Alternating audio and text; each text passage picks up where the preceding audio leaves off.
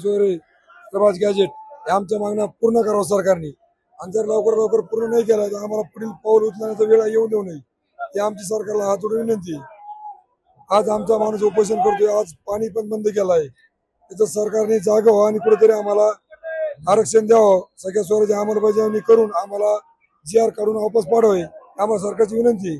आणि जर सरकारने असं नाही केलं तर मराठे कुठल्याही डोक्यात जाऊ शकतात. आज तुम्ही प्रत्येक ठिकाणी बघितलंय, मुंबईच्या कानाकोपऱ्यात मराठा पोहोचलेला आहे आणि जर सरकार जागा नाही झालं तर पूर्ण मुंबई जाम करायची ताकद मराठ्यामध्ये. काहींचं असं देखील म्हणणं आहे की मराठा आंदोलनामुळे मुंबईकरांचे हाल होत आहेत. आम्ही कोणालाही त्रास देणार नाहीत. आम्ही मराठा मुंबईमध्ये शांततेच्या पद्धतीने आंदोलन करतो. कोणालाही गालबोट लागणार नाही, कोणाला आमचा एक टक्काही त्रास नाही कोणालाच. उलट आम्हाला लोक जाणून बुजून त्रास करतात किंवा टार्गेट करतात मराठा समाजाला. आणि आमच्यामध्ये काही भगवे रुमाला घालून दुसरे कंटक याच्यामध्ये सामील झालेत. हे पण सरकारने थोडीशी जाण ठेवली पाहिजे. काय पुढची भूमिका काय असेल?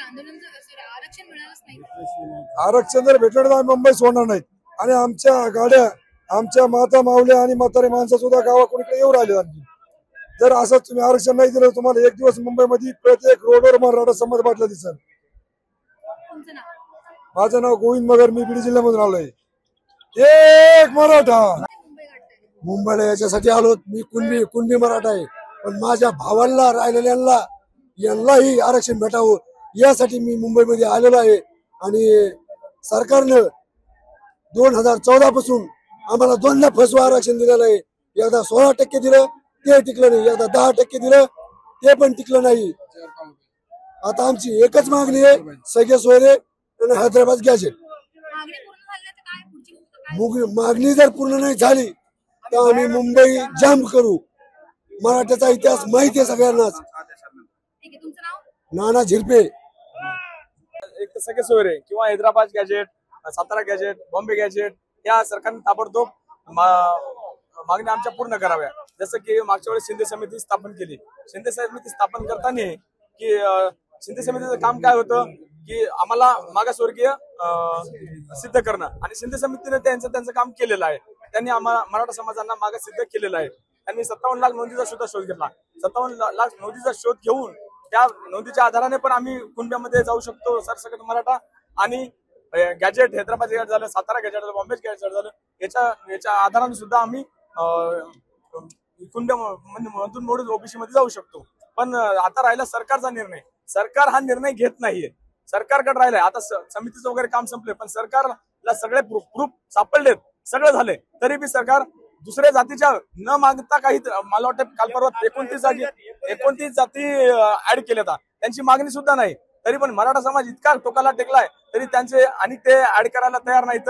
आमचे सगळे प्रूफ आहेत सापडलेले आहेत, तरी बी ते ऍड करायला काही तयार नाहीत. सरकारचं म्हणणं आहे की त्यांनी आरक्षण दिलं, मात्र ते आधीच्या सरकारला टिकवता आलं नाहीये. ते आरक्षण टिकतच नाही मॅडम. म्हणून आम्ही आहे, जे हक्काचं आमचं आहे. तुम्ही उगाच जसं पाटील आमचे म्हणतात आमची 7/12 इथली आमच्या नावावर आमचं हक्काचं हे सोडलं तर तुम्ही दुसरंच म्हणाले सातपुरतं हे घ्या, मग दिशाभूल काहीतरी करायची. मागच्या वेळेस तुमचं फक्त आताच्या सरकारवर आरोप आहे की आधी सुद्धा आपले मराठ्यांचे 12 मुख्यमंत्री होऊन गेले, त्यांनी पण आरक्षण दिलं नाहीये? आरोप पाहिलं तर आरोप तर प्रत्येकच सरकारवर आहेत, कारण इथं मराठा समाजाची बाजू कुणीच मांडलेली नाही चांगली. पण विषय काय झाला, आता सरकार, आता फडणवीस साहेबांना वाटत असेल की मी एक म्हणजे ब्राह्मण मुख्यमंत्री म्हणून मला टार्गेट होत असेल, असं अशातलं काय नाही. तुम्ही त्या खुर्चीवर, तुम्ही त्या पदावर आहात म्हणून तुम्हाला बोलत असते. तुम्ही दुसरं कोणी जर असतं, त्यांचं सरकार असतं, आम्ही त्यांना बोललो असतो. याच्यातला असं काही वेगळं काही नाही. तुमचं नाव? माझं नाव गजानन कराळे. आमची 7/12 सभा डिग्रस कराळे, हिंगोली जिल्हा आहे. अजून कोण 10 पायलं करताय? मी आंदोलन करतो अशी मागणी आहे आमची. आम्हाला 2 दिवसाच्या आतमध्ये आरक्षण लागतंय. पाटलांची तब्येत, मनोज दादा पाटील यांची तब्येत खालावत चाललेली. जर पाटलाच्या तब्येतीला जर काही म्हणजे जीवाला जर काही हानी झाली तर सरकारला सुट्टी नाही. त्यांचे आतमधले पिलावळ आहेत का, त्यांना अजिबात सुट्टी दिली जाणार नाही. एक मराठा, एक मराठा. कृष्णा शिंदे पाटील, बीड 07. तर एकच आहे, फक्त मराठा समाजाला सरसकट ओबीसीतून आरक्षण मिळावं. या अगोदर जी मराठ्यांची फसवणूक झाली ती यापुढे होऊ नये, हीच आमची मागणी आहे. आम्हाला सरसकट मराठ्यांना कुणबी मधून आरक्षण हे शासनाने द्यावं. इतके वर्ष का मराठ्यांना आरक्षण मिळालं नाही?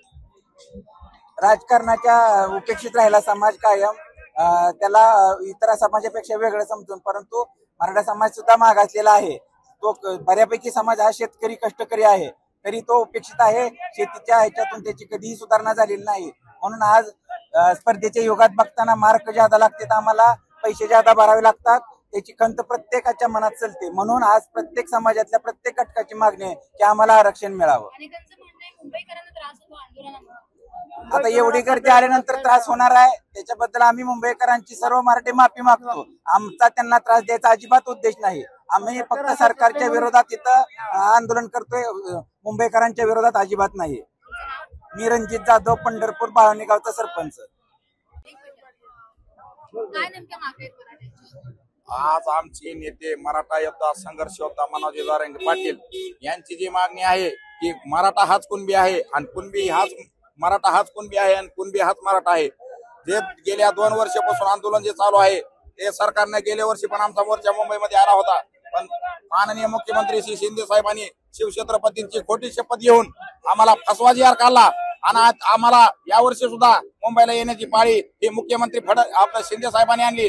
आणि आज माननीय श्री मुख्यमंत्री फडणवीसांना माझी एकच मागणी आहे की मुंबईकरांना आम्हाला कुठल्याही प्रकारचा त्रास वगैरे काही द्यायचा नाही.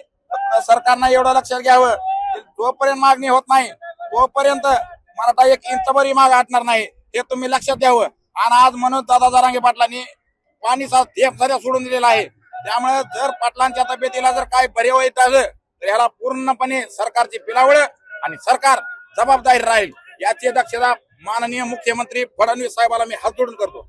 जय जिजाऊ.